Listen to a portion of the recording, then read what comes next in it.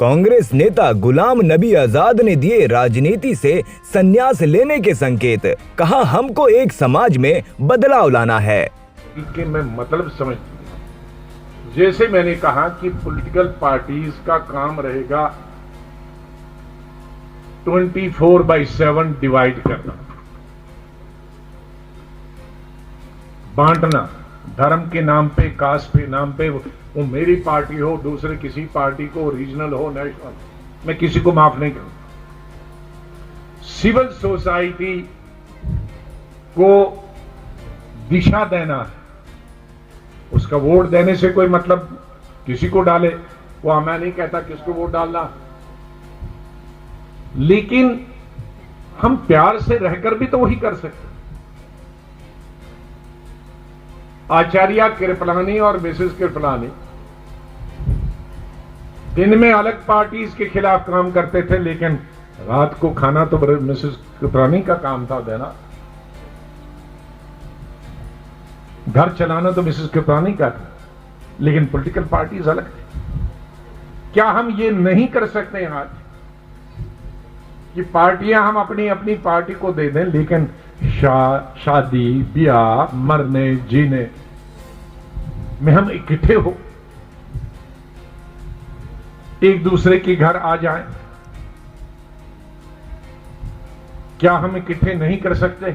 क्या ये हमारा है सिविल सोसाइटी काम नहीं?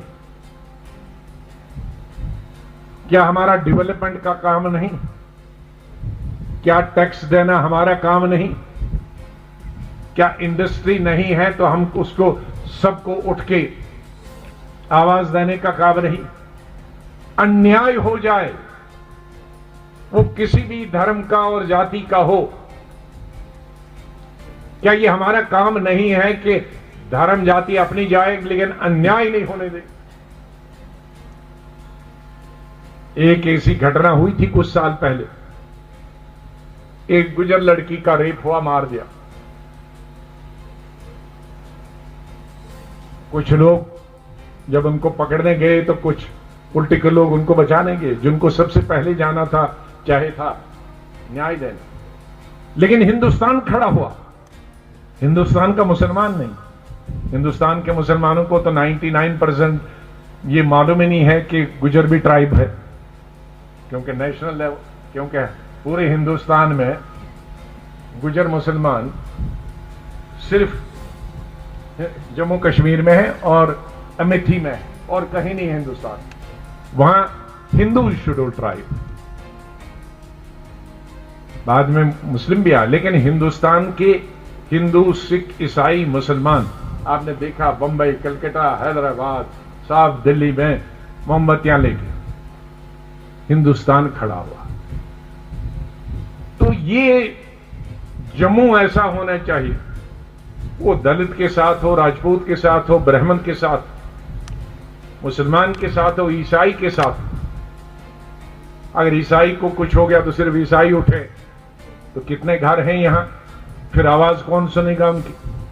सिख के साथ हुआ तो कितने हजार या कितने लाख हैं, कौन आवाज सुने? तो ये हमारा सिविल सोसाइटी का, we have to rise to the occasion. हमको एक समाज में बदलाव लाना।